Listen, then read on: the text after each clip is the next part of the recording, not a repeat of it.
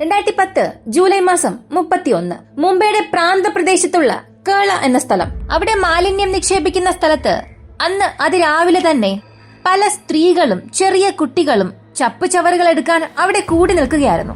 എപ്പോഴത്തെയും പോലെ മാലിന്യം ശേഖരിക്കുന്ന ജോലി തുടങ്ങി. ആ സമയത്ത് അവിടെ ജോലിയിലായിരുന്ന JCB ഒരു സ്ഥലത്തുണ്ടായിരുന്ന മാലിന്യം എടുത്ത് മറ്റൊരു സ്ഥലത്തേക്ക് ഇടുകയായിരുന്നു. അങ്ങനെ JCB മാലിന്യം എടുത്തുകൊണ്ട് വരുമ്പോ തന്നെ അത് കണ്ടുകൊണ്ട് നിന്ന സ്ത്രീ നിലവിളിക്കാൻ തുടങ്ങി. ചുറ്റുമുണ്ടായിരുന്നവർ അത് എന്താണെന്നറിയാനായി തിരിഞ്ഞു നോക്കി. JCB ഓപ്പറേറ്ററും ഭയന്ന് വാഹനം നിർത്തി താഴെ ഇറങ്ങി നോക്കുന്നു. JCBയുടെ കൈകളിൽ വാരിക്കൊണ്ടുവന്ന മാലിന്യങ്ങൾക്കിടയിൽ ഒരു നീല നിറത്തിലുള്ള ക്യാരി ബാഗ് ഉണ്ടായിരുന്നു. അതിൽ നിന്നും ഒരു മനുഷ്യന്റെ കൈ പുറത്തേക്ക് തള്ളി നിൽക്കുന്നത് അവർ കണ്ടു. ഇത് കണ്ട JCB ഓപ്പറേറ്ററും ഭയന്ന് നിലവിളിക്കാൻ തുടങ്ങി. പെട്ടെന്ന് തന്നെ കേള പോലീസിന് വിവരം അറിയിച്ചു. അല്പസമയത്തിൽ പോലീസ് അവിടെ എത്തി. അവർ ആ ക്യാരി ബാഗിനകത്തുണ്ടായിരുന്ന കൈ പുറത്തേക്കെടുത്തു. ഉടൻ തന്നെ ആ പ്രദേശം മുഴുവനും ജോലി ചെയ്തുകൊണ്ടിരുന്ന ആളുകളെ പുറത്താക്കുകയും അവിടെ ഒരു വലിയ തിരച്ചിൽ നടത്തി. ആ തിരച്ചിലിൽ വീണ്ടും മറ്റൊരു കൈ ലഭിക്കുന്നു. 2 കൈ, 2 കാൽ. വീണ്ടും പല മണിക്കൂർ തിരച്ചിലിനൊടുവിൽ ആ മനുഷ്യന്റെ തലയും ലഭിച്ചു. ഒരു 40-45 വയസ്സ് തോന്നിപ്പിക്കുന്ന പുരുഷന്റെ തല. വീണ്ടും 3 ദിവസത്തോളം ആ മാലിന്യ കൂമ്പാരത്തിൽ ഒരു വൻ തിരച്ചിൽ തന്നെ നടത്തി.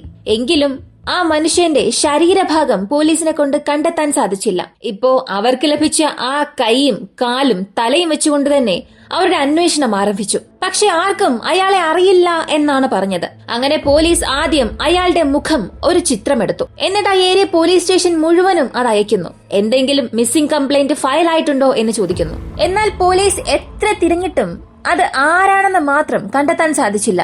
അതിനാൽ പോലീസ് വീണ്ടും ആ ലഭിച്ച ശരീരഭാഗങ്ങൾ വീണ്ടും ഒന്നുകൂടെ തിരയാൻ തുടങ്ങി. ശരീരത്തിൽ എവിടെയെങ്കിലും പച്ച കുത്തിയിട്ടുണ്ടോ, പ്രത്യേക രീതിയിലുള്ള എന്തെങ്കിലും അടയാളമുണ്ടോ, അങ്ങനെ എന്തെങ്കിലും ഉണ്ടെങ്കിൽ അത് വെച്ചുകൊണ്ട് അടുത്ത അന്വേഷണം കൊണ്ടുപോകാം എന്നായിരുന്നു അവർ തീരുമാനിച്ചത്. അങ്ങനെ ഒരു സമയമായിരുന്നു പോലീസ് കോൺസ്റ്റബിൾ ആ സ്റ്റേഷൻ ഇൻസ്പെക്ടറോട് ഒരു കാര്യം പറഞ്ഞത്.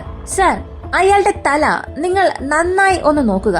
മീശ നന്നായി കറുത്തിട്ടുണ്ട്, പക്ഷേ താടി അധികമൊന്നുമില്ല. അടുത്തിടെ ഇയാൾ ഷേവ് ചെയ്തിട്ടുണ്ടാകണം, പക്ഷെ താടി വെളുത്തിട്ടാണുള്ളത്. ഇത് കേട്ട ഇൻസ്പെക്ടറും അതെ ശരിയാണ്, അതിനിപ്പോ എന്താണെന്ന് ചോദിച്ചു. ഇപ്പോഴായിരുന്നു കോൺസ്റ്റബിൾ മറ്റൊരു കാര്യം പറഞ്ഞത്. സർ, അയാൾ മീശയിൽ ഡൈ അടിച്ചിട്ടുണ്ട്. ചില ദിവസങ്ങൾക്ക് മുൻപാണ് അയാൾ ഷേവ് ചെയ്തത്. ഷേവ് ചെയ്തിട്ട് അവിടെ നിന്നും ഡൈ അടിച്ചിട്ടുണ്ടാകാം. അതിനാൽ ഈ പ്രദേശത്തുള്ള സലൂണിലെല്ലാം അന്വേഷിച്ചാൽ ഒരുപക്ഷെ നമുക്കെന്തെങ്കിലും തെളിവ് ലഭിക്കും എന്ന് പറഞ്ഞു. അങ്ങനെ അയാളുടെ ആ ചിത്രം എടുത്തുകൊണ്ട് ആ പ്രദേശം മുഴുവനുമുള്ള എല്ലാ സലൂണിലും പോലീസ് ചെന്ന് തിരയുന്നു. അടുത്ത 2 ദിവസത്തിനു ശേഷം അവരുടെ അധ്വാനത്തിന്റെ ഫലവും ലഭിച്ചു. കേരള പ്രദേശത്തുള്ള ഒരു സലൂണിൽ ജോലി ചെയ്തുകൊണ്ടിരുന്ന 2 പേർ ഇയാളുടെ ഫോട്ടോ കണ്ട ഉടനെ, സർ, ഇയാളെ ഞങ്ങൾക്കറിയാം, ഇയാൾ ഞങ്ങളുടെ സ്ഥിരം കസ്റ്റമറാണ്, കമറുദ്ദീൻ എന്നാണ് പേര് എന്നും പറഞ്ഞു. കമറുദ്ദീൻ ആരാണെന്ന് ചോദിച്ചപ്പോൾ അതിനെക്കുറിച്ച് ഞങ്ങൾക്കറിയില്ല. അയാൾ എപ്പോഴും ഇവിടെ വരാറുണ്ട്. അയാളും അയാളുടെ സുഹൃത്തുക്കളും ചേർന്ന് ഇവിടെ വരും. അവരുടെ വീട് ഈ ധാരാവിയിലെ സോഷ്യൽ നഗറിലാണ് ഉള്ളതെന്നും പറഞ്ഞു. ഉടൻ തന്നെ ഒരു പോലീസ് ടീം ആ ധാരാവിയിലേക്ക് പോകുന്നു. അവിടെ ചെന്ന് ആ പരിസരവാസികളോട് അന്വേഷിച്ചു. അതെ, ഇയാളെ ഞങ്ങൾക്കറിയാം, ഇയാളുടെ വീട് ഇവിടെ അടുത്താണെന്ന് പറഞ്ഞ് ചില നാട്ടുകാർ പോലീസുകാരെ നേരെ അവരുടെ വീട്ടിലേക്ക് കൊണ്ടുപോയി. പക്ഷെ ആ വീട് പൂട്ടിയിരിക്കുകയായിരുന്നു. അവിടെ ആരൊക്കെയാണ് താമസിക്കുന്നത് എന്ന് ചോദിച്ചപ്പോൾ 23 വയസ്സുള്ള മുഹമ്മദ് ഫിറോസ് അൻവർ ഷേഖ്, 21 വയസ്സുള്ള ഖുർഷീദ് അലാം ഷേഖ്, മരിച്ചുപോയ കമറുദ്ദീനും താമസിച്ചിരുന്നു. ഉടൻ തന്നെ വീടിന്റെ ഓണറോട് പോലീസ് അന്വേഷിച്ചു. നേരത്തെ പറഞ്ഞ ആ 3 പേർ തന്നെയാണ് ഇവിടെ താമസിക്കുന്നത് എന്ന് ഓണറും പറഞ്ഞു. വീട്ടിലുണ്ടായിരുന്നവർ ഒരുപക്ഷെ പുറത്തെവിടെയെങ്കിലും പോയിട്ടുണ്ടാകും. അതിനാൽ അവർ വരുന്നതുവരെ ആ പോലീസ് ടീം അവിടെ ഒളിച്ചിരുന്നു. രാത്രി 8 മണിക്ക് ശേഷം 2 പേർ ആ വീടിന്റെ വാതിൽ തുറന്നു. അവർ വീടിന്റെ വാതിൽ തുറന്ന് അകത്ത് ആദ്യ പടി എടുത്തു വെച്ചപ്പോ തന്നെ പോലീസ് അവിടെ വരുന്നു. ഉടനെ തന്നെ ആ ഫോട്ടോ കാണിച്ച് അവരോട് ചോദിച്ചു. അതിനവർ പറഞ്ഞത്, സർ, ഇയാളെ ഞങ്ങൾക്കറിയാം, ഞങ്ങളെല്ലാവരും ബീഹാറിൽ നിന്നാണ് ഇവിടെ ജോലിക്ക് വന്നത്. ഞങ്ങളുടെ കൂടെ തന്നെയാണ് താമസിച്ചിരുന്നത്. പക്ഷേ ഒരു 4-5 ദിവസങ്ങൾക്ക് മുൻപ് നാട്ടിലേക്ക് പോയല്ലോ എന്ന് പറഞ്ഞു. പിന്നീട് അയാൾക്ക് എന്ത് സംഭവിച്ചു എന്ന് ഞങ്ങൾക്കറിയില്ല എന്നും പറഞ്ഞു. എന്നാൽ പോലീസ് അവർ പറഞ്ഞത് വിശ്വസിക്കാൻ തയ്യാറായില്ല. ഉടൻ തന്നെ പോലീസ് ആ വീട് മുഴുവനും തിരയാൻ തുടങ്ങി. വീടിനുള്ളിലെ മുറിയിൽ ഒരു ഷീറ്റ് തറയിൽ വിരിച്ചിരിക്കുന്നത് കണ്ടു. കൂടാതെ മുറിക്കുള്ളിൽ കയറിയപ്പോ തന്നെ വല്ലാത്ത ദുർഗന്ധം വരാൻ തുടങ്ങി. പോലീസ് ഇപ്പോ താഴെ വിരിച്ചിരുന്ന ആ പുതിയ ഷീറ്റ് എടുത്തു നോക്കി. അതിനടിയിൽ രക്തക്കറയുണ്ടായിരുന്നു. കൂടാതെ ആരോ അത് വൃത്തിയാക്കാൻ ശ്രമിച്ചതിന്റെ അടയാളവും ഉണ്ടായിരുന്നു. ഉടൻ തന്നെ പോലീസ് തിരിഞ്ഞ് ആ രണ്ടുപേരെയും നോക്കി. തുടർന്ന് വീണ്ടും ആ വീട് മുഴുവനും പരിശോധിക്കാൻ തുടങ്ങി. വീടിനുള്ളിൽ ഒരു ഡ്രം ഉണ്ടായിരുന്നു. അതിനുള്ളിലും രക്തക്കറയുള്ളത് കാണുന്നു. ഡ്രമ്മിന് പുറകിലായി ഒരു അരിവാളും ഉണ്ടായിരുന്നു. അതിലും രക്തക്കറയുണ്ട്. ഈ തെളിവുകളും ശേഖരിച്ച് ഈ രണ്ടുപേരെയും കൊണ്ട് പോലീസ് നേരെ സ്റ്റേഷനിലേക്ക് പോയി. അവരുടേതായ രീതിയിൽ അവരെ ചോദ്യം ചെയ്യാൻ തുടങ്ങി. ഒരു ഘട്ടത്തിൽ ആ രണ്ടുപേരും എന്ത് സംഭവിച്ചു എന്നുള്ളത് പറയാൻ തുടങ്ങി. സർ, ഞങ്ങൾ 3 പേരും ബീഹാറിലെ ഒരു ഗ്രാമത്തിൽ നിന്നാണ് വരുന്നത്. ഒരുമിച്ചാണ് ജോലി ചെയ്യുന്നത്. 3 പേരും ഒരുമിച്ച് ജോലിക്ക് പോയി തിരികെ വരികയും ചെയ്യും. പക്ഷെ കമറുദ്ദീൻ, അയാൾ നല്ല മദ്യപാനിയാണ്. എപ്പോഴും മദ്യപിക്കുകയും ബഹളമുണ്ടാക്കുകയും ചെയ്യും. സ്ത്രീകളോടും ഒരുപാട് താല്പര്യമുണ്ടായിരുന്നു. ഞങ്ങൾക്കതൊന്നും ഇഷ്ടമേ അല്ലായിരുന്നു. ചില മാസമായി ഞങ്ങൾ രണ്ടുപേരോടും പണം തരാനായി അയാൾ ശല്യം ചെയ്തുകൊണ്ടിരുന്നു. ഇതിനകം ഒരുപാട് പണം വാങ്ങിയിട്ടുമുണ്ട്. അത് തിരികെ തന്നിട്ടുമില്ല.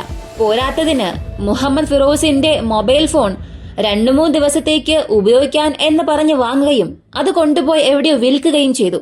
വിറ്റ പണത്തിൽ വീണ്ടും മദ്യപിക്കുകയും ചെയ്തു. മുഹമ്മദ് ഫിറോസ് ഒരുപാട് തവണ ഫോൺ തിരികെ നൽകാൻ ആവശ്യപ്പെട്ടു. കാരണം അവന്റെ കുടുംബത്തിന്റെ എല്ലാം, അമ്മയുടെയും അച്ഛന്റെയും ഭാര്യയുടെയും മക്കളുടെയും ഫോട്ടോസ് എല്ലാം ആ ഫോണിലാണുള്ളത്. മാറി താമസിക്കുന്നത് കൊണ്ട് അവൻ എപ്പോഴും ആ ഫോട്ടോ നോക്കിയിരിക്കാറുണ്ട്. അവനത് അത്യാവശ്യമായിരുന്നു. അതിനു വേണ്ടിയാണെങ്കിലും ആ ഫോൺ നൽകാൻ അവൻ ആവശ്യപ്പെട്ടു. ഇങ്ങനെ പല തവണ ചോദിച്ചിട്ടും അവൻ നൽകാൻ തയ്യാറായില്ല. ജൂലൈ മാസം 29-ാം തീയതി രാത്രി കമറുദ്ദീൻ വീട്ടിൽ വന്നില്ല. അടുത്ത ദിവസം രാവിലെ 30-ാം തീയതി ഞങ്ങൾ തൊട്ടടുത്തുള്ള ഒരു ചായക്കടയിലിരുന്ന് ചായ കുടിക്കുകയായിരുന്നു. അപ്പോ അതിരാവിലെ തന്നെ നന്നായി മദ്യപിച്ചുകൊണ്ട് കമറുദ്ദീൻ ആടി ഉലഞ്ഞ് വീട്ടിലേക്ക് വന്നു. ആ സമയം മുഹമ്മദ് ഫിറോസ് വിളിച്ച് തന്റെ ഫോൺ നൽകാൻ വീണ്ടും ആവശ്യപ്പെട്ടു. പക്ഷെ ഫോൺ നൽകാൻ കഴിയില്ല എന്ന് പറഞ്ഞ് ദേഷ്യപ്പെടാൻ തുടങ്ങി. അതൊരു തർക്കമായി മാറി. ആ തർക്കത്തിൽ അയാൾ ഞങ്ങളെ രണ്ടുപേരെയും അടിച്ചു. അത്രയും ആളുകളുടെ മുൻപിൽ വെച്ച് അടിക്കുകയും വഴക്ക് പറയുകയും ചെയ്തു. ഇത് ഞങ്ങൾക്ക് വല്ലാത്ത ദേഷ്യത്തിനും വെറുപ്പിനും കാരണമായി. ആ അപമാനം ഞങ്ങൾക്ക് സഹിക്കാനായില്ല. അന്ന് തന്നെ ഇതിനൊരു അവസാനം കണ്ടെത്താൻ ഞങ്ങൾ തീരുമാനിച്ചു. അന്നത്തെ ദിവസം രാത്രി തന്നെ അയാളെ കൊല്ലാൻ തീരുമാനിച്ചു. മുഹമ്മദ് ഫിറോസിന്റെ സുഹൃത്തിന് ഒരു ഇറച്ചിക്കടയുണ്ട്. അവിടെ ചെന്ന് അരിവാൾ വാങ്ങിക്കൊണ്ടുവന്നു. അന്ന് രാത്രി എപ്പോഴത്തെയും പോലെ അയാൾ മദ്യപിച്ചുകൊണ്ട് വീടിനുള്ളിലേക്ക് വന്നു. വന്നയുടൻ തന്നെ കിടന്നുറങ്ങാനും തുടങ്ങി. അവൻ ഉറങ്ങാൻ തുടങ്ങിയതിനു ശേഷം അരിവാളെടുത്തു കൊണ്ടുവന്ന് ഒറ്റ വെട്ടിൽ തന്നെ അവന്റെ കഴുത്ത് ഞങ്ങൾ വെട്ടി. ശരീരത്തിൽ നിന്നും തല വേറിട്ട് വന്നു. പിന്നീട് അതേ അരിവാള് കൊണ്ടുതന്നെ അവന്റെ കൈ, കാൽ എല്ലാം പ്രത്യേകം വെട്ടിയെടുത്തു. എല്ലാം പ്രത്യേക ബാഗുകളിലുമാക്കി. അവയെല്ലാം കൊണ്ടുപോയി കേള മാലിന്യ കൂമ്പാരത്തിൽ വീശി. ഇത്രയും വലിയ മാലിന്യ ശേഖരത്തിൽ ആരും ഇതൊരിക്കലും കണ്ടുപിടിക്കില്ല എന്ന് ഞങ്ങൾ വിശ്വസിച്ചു. അങ്ങനെയാണെങ്കിൽ കമറുദ്ദീന്റെ ശരീരഭാഗം ഞങ്ങൾക്ക് ലഭിച്ചില്ലല്ലോ, അതെവിടെയാണെന്ന് അവരോട് ചോദിച്ചു. പക്ഷേ അതും ഞങ്ങൾ അവിടെ തന്നെയാണ് വീശിയെറിഞ്ഞത് എന്ന് പറഞ്ഞു. തുടർന്ന് 7 ദിവസത്തോളം കമറുദ്ദീന്റെ ശരീരഭാഗം ആ ഡംപിംഗ് യാർഡിൽ പോലീസ് അന്വേഷിച്ചു. വലിയൊരു തിരച്ചിൽ നടത്തി. പക്ഷേ അത് മാത്രം ലഭിച്ചില്ല. ചെയ്ത കൊലപാതകം രണ്ടുപേരും സമ്മതിച്ചതുകൊണ്ട് രണ്ടുപേരെയും ജയിലിലടച്ചു. പറഞ്ഞു വന്നാൽ ഈയൊരു കേസിന്റെ അന്തിമ വിധി ഇന്നും വന്നിട്ടില്ല. മദ്യപാനവും ശരിയല്ലാത്ത ജീവിത ശൈലിയും ഉണ്ടായാൽ തീർച്ചയായും ഒരാളെ അത് നാശത്തിലേക്ക് തന്നെ നയിക്കും. ഈ ഒരു വീഡിയോയെ കുറിച്ചുള്ള നിങ്ങളുടെ അഭിപ്രായം കമന്റിൽ പറയുക. ഇതുപോലുള്ള വീഡിയോസ് കാണാൻ താല്പര്യമുള്ളവരാണെങ്കിൽ നമ്മുടെ ചാനൽ മറക്കാതെ സബ്സ്ക്രൈബ് ചെയ്യുക.